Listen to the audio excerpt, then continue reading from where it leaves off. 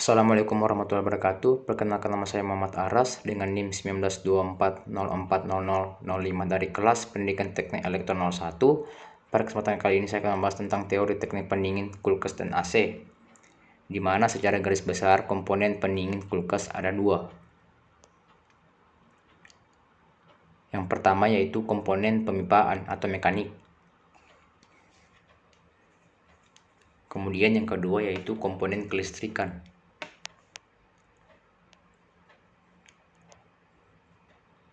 Selanjutnya kita akan masuk ke diagram pemipaan atau mekanik.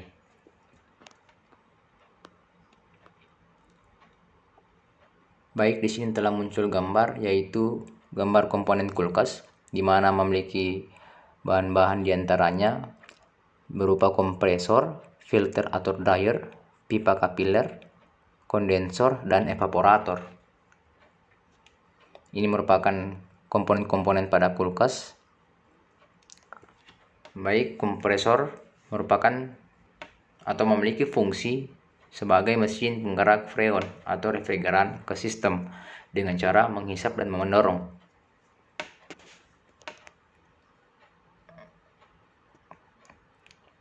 Bisa dilihat di sini, ini merupakan gambar dari kompresor yang ditunjukkan oleh kursor.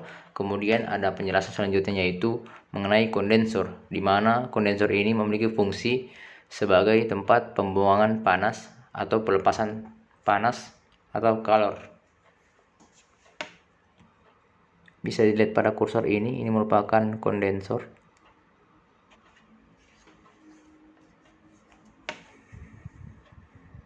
Kemudian ada juga filter atau dryer, di mana filter atau dryer ini memiliki fungsi sebagai penyaring kotoran atau uap air. Bisa dilihat pada gambar ini merupakan gambar dari filter atau dryer.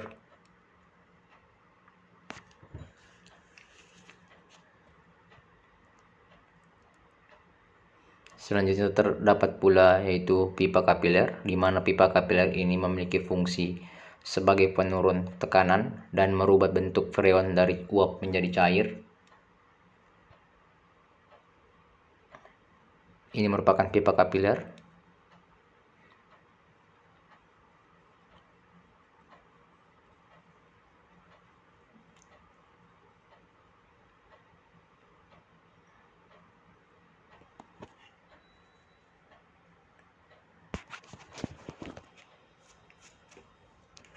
Kemudian terdapat juga yaitu evaporator, di mana evaporator ini memiliki fungsi sebagai tempat penyerapan panas atau kalor.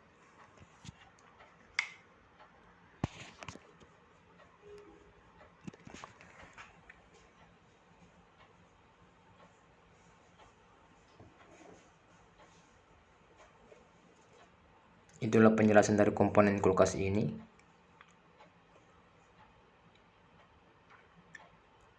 Kemudian kita masuk ke tahap selanjutnya yaitu diagram kelistrikan. Bisa dilihat teman-teman bahwa di sini terdapat rangkaian kelistrikan pada sistem pengendali pendingin. Terdapat pula di sini yaitu berupa steker atau colokan, di mana fungsinya sebagai penghubung listrik. Dan terdapat juga sini yaitu berupa termostat, di mana fungsi dari termostat itu sendiri yaitu sebagai sensor suhu atau pengatur suhu. Dapat kita lihat bersama-sama pada simbol ini yang ditunjukkan oleh kursor. Ini merupakan simbol dari termostat.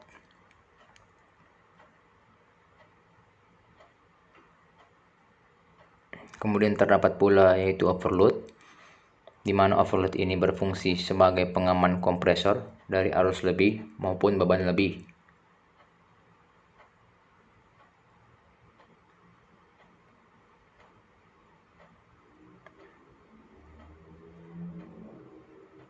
Bisa kita lihat di sini, ini merupakan simbol dari overload.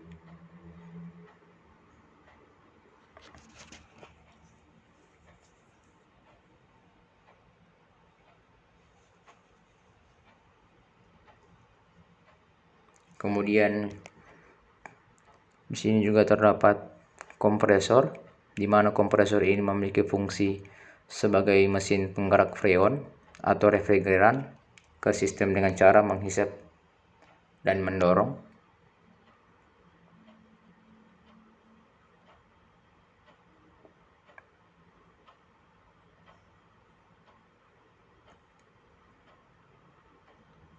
Kemudian terdapat pula PTC atau kapasitor, di mana pada PTC atau kapasitor ini memiliki fungsi yaitu membantu start awal memutar kompresor.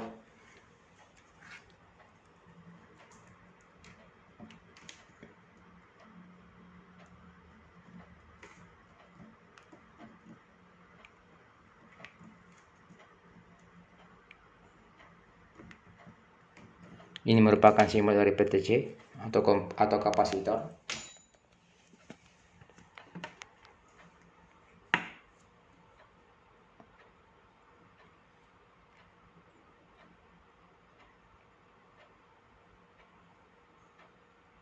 Dan ini merupakan simbol dari kompresor. Kemudian selanjutnya ada door switch atau saklar pintu, di mana pada door switch ini berfungsi sebagai saklar lampu. Dan terdapat pula lampu ini terus sendiri berfungsi sebagai lampu penerangan pada kulkas. Kemudian kita masuk ke tahap selanjutnya, yaitu prinsip kerja mesin pendingin. Di sini telah muncul gambar berupa komponen kulkas, sama seperti slide sebelumnya, dan terdapat pula rangkaian maupun diagram mengenai sistem kelistrikan.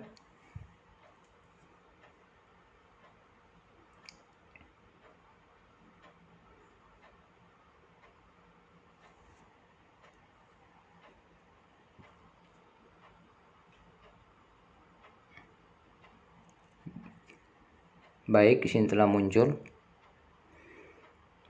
tanda arah panah, di mana pada saat sumber listrik terhubung pada steker maupun colokan, maka aliran listrik akan mengalir ke dua tempat karena terdapat dua percabangan, di mana pada aliran pertama mengalir ke termostat dan aliran kedua mengalir ke switch door atau saklar pintu. Kemudian pada termostat mengalir ke overload dan overload mengalir ke kompresor. Selanjutnya begitupun sebaliknya, dari aliran yang mengalir ke switch door atau saklar pintu mengalir ke lampu, dan pada overload mengalir ke kompresor. Dan di sini dari kompresor diolah oleh PTC ataupun kapasitor. Dan pada PTC ini atau kapasitor terdapat dua golongan, yaitu gulungan stator dan gulungan running, di mana pada gulungan stator atau sering kita sebut dengan gulungan starting merupakan awal mula pergerakan antara kompresor, atau pada PTC ini yaitu membantu pergerakan start awal pada kompresor untuk mengubah suhu ataupun mendorong freon ataupun refrigerator dan mengubah suhunya dari dari uap menjadi cair. Di sini bisa dilihat. Kemudian alirnya dari PTC atau kapasitor menuju ke sumber, dan begitu seterusnya. Dan begitupun sebaliknya pada lampu menuju kembali ke sumber. Baik, di sini juga bisa dijelaskan di mana pada kompresor ini dialirkan aliran listriknya menuju ke evaporator, terus menuju ke pipa kondensor, diolah oleh kondensor, dan juga masuk ke filter atau dryer, menuju ke pipa kapiler, dan kembali ke evaporator. dan dari evaporator menuju ke pipa kapiler kembali dan kembali ke kompresor dan menuju lagi ke evaporator. Kemudian pada evaporator menuju lagi kembali ke kondensor dan kondensor menuju ke filter dan naik kembali ke pipa kapiler dan menuju ke evaporator kembali, dan begitupun seterusnya. Ini merupakan siklus pendinginan. Dia akan berputar secara terus-menerus dan kembali pada posisi awalnya. Kemudian pada termostat ini sudah dijelaskan kembali bahwa termostat ini sebagai pengatur suhu pada kulkas. Dan pada evaporator ini sebagai pengendalian suhu.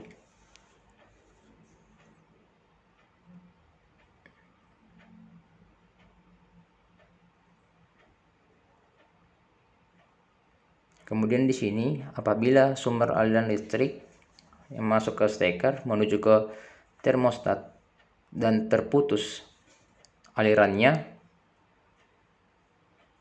menuju ke overload karena diakibatkan karena pada termostat ini mengalami gangguan berupa suhu pada termostat ini hangat dan belum kembali ke posisi suhu yang normal. Makanya arusnya terhenti di termostat dan hanya mengalir pada switch door menuju ke lampu dan kembali lagi ke sumber. Dan apabila arusnya kembali normal, maka termostat mengalirkan listrik atau aliran arus menuju ke overload, kemudian menuju lagi ke kompresor, dan kompresor menuju lagi ke sumber, tetapi tidak melalui PTC atau kapasitor. Karena gangguan yang terdapat pada kapasitor, dan apabila terjadi seperti ini, maka kompresor tidak akan melakukan pendinginan secara baik. Prinsip kerjanya yaitu menyerap dan membuang panas.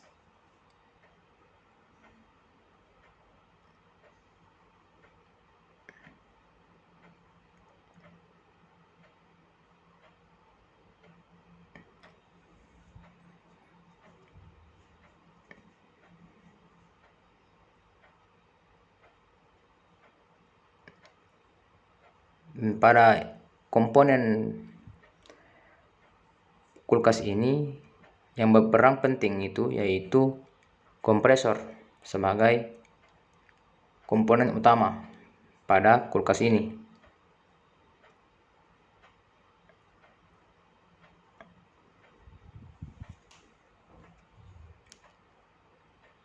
Dan sedikit saya jelaskan ketambahannya sebelumnya bahwa pipa kapiler ini berbentuk kecil, berbentuk sangat kecil dan berkelok-kelok.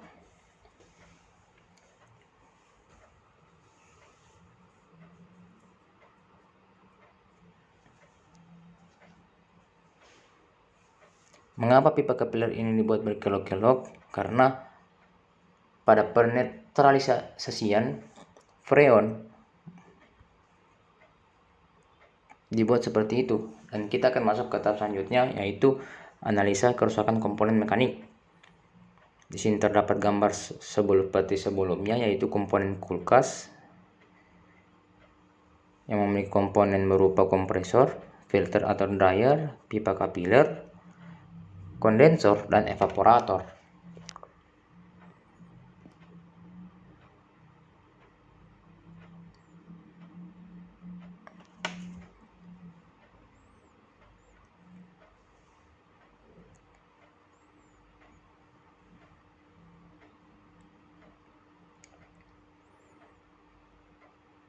Baik, terdapat pula beberapa penjelasan mengenai analisa kerusakan komponen mekanik. Baik, di mana mesin pendingin akan dingin jika ada freon yang bersirkulasi di sistem yang digerakkan oleh kompresor. sama seperti halnya yang tadi saya jelaskan mengenai aliran kompresor menuju ke evaporator, kemudian menuju ke pipa kapiler, dan kembali ke filter, kemudian lanjut ke pipa kapiler kembali. Begitupun sebaliknya. Kemudian hal yang menyebabkan kebocoran, di mana yaitu freon akan keluar yang mengalir di sistem adalah angin, sehingga mesin pendingin tidak bisa dingin. Inilah yang menyebabkan mesin tidak bisa dingin, yaitu adanya kebocoran. Kemudian terdapat lagi analisis kerusakan berikutnya, yaitu buntu, di mana pada buntu ini freon akan tertahan dan proses sirkulasi freon terhenti sehingga mesin pendingin tidak bisa dingin. Inilah yang menyebabkan kebuntuan, yaitu apabila freon yang tertahan, maka proses sirkulasi freon terhenti sehingga mesin pendingin tidak bisa dingin. Ini merupakan suatu analisa kerusakan pada komponen mekanik. Kemudian kompresor macet. Yang menyebabkan kompresor macet yaitu freon tidak bisa bersirkulasi. Inilah yang menyebabkan kompresor macet, karena freon yang terdapat pada pipa kapiler maupun kondensor tidak dapat bersirkulasi. Makanya kompresor macet.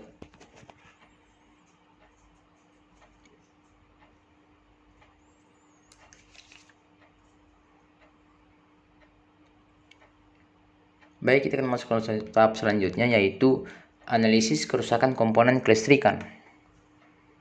Telah muncul gambar rangkaian kelistrikan di samping kanan, di mana pada saat sumber aliran listrik masuk ke steker, aliran listrik mengalir ke dua tempat, yaitu ke termostat, kemudian ke switch door, dan pada termostat mengalir ke overload, dan overload pun diproses pada kompresor, di mana pada kompresor ini mengalami dalam posisi on, dan pada kompresor ini diulang ke kapasitor, dan kapasitor menggerakkan gulungan dan menjadi membantu start awal pada kompresor. Kemudian pada aliran ini juga mengalir ke sumber, dan pada switch door mengalir ke lampu pada kulkas dan mengalir pulang ke sumber listrik. Begitupun sebaliknya, dan akan berproses seperti itu. Baik, di sini juga terdapat prinsip kelistrikan, yaitu menyalakan dan mematikan kompresor secara otomatis.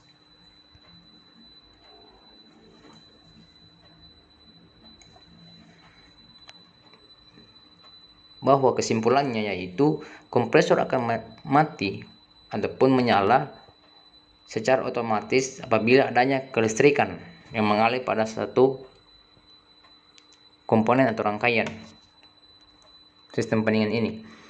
Kemudian di sini juga terdapat komponen yang sering rusak, yaitu yang pertama termostat, di mana termostat ini mengalami gangguan ataupun perubahan suhu yang secara tidak normal.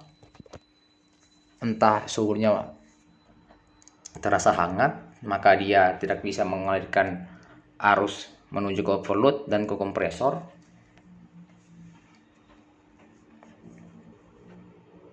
Dan tidak akan bisa mengalami pendinginan. Kemudian juga sini terdapat komponen yang sering rusak, yaitu berupa overload, di mana pada overload ini tidak bisa menghalang ataupun mengamankan tentang arus lebih, maka dia akan terbakar. Itu juga bisa mengakibatkan kerusakan.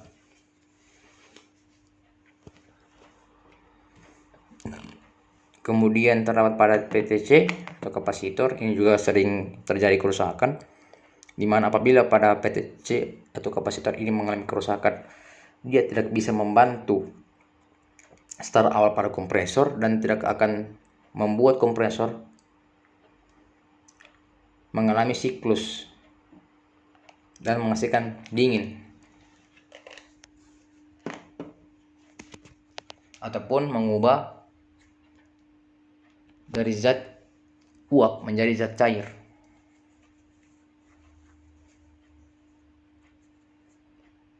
Kemudian alat yang atau komponen yang sering rusak yaitu berupa kompresor. Karena kompresornya itu mungkin tersumbat, maka terjadinya pendinginan yang secara tidak baik dan tidak bisanya terjadi pendinginan. Apabila kompresor ini telah rusak, maka seluruh sistem pendingin ini akan tidak berjalan dengan baik dan tidak akan menghasilkan pendinginan. Kemudian komponen yang sering rusak itu berupa kabel, di mana kabel ini mungkin terjadi suatu kejadian terjadi antara gigitan tikus ataupun barang-barang yang tergesek pada kabel ini mengakibatkan kabel ini terkelupas. Baiklah, itulah sekian dari pemaparan saya tentang teori teknik pendingin, kulkas dan AC. Kurang dan lebihnya saya mohon maaf. Semoga apa yang kita telah dapatkan pada hari ini bermanfaat di hari kemudian dan di masa depan kita yang akan datang. Saya akhiri. Wabillahi taufiq wal hidayah. Wassalamualaikum warahmatullahi wabarakatuh.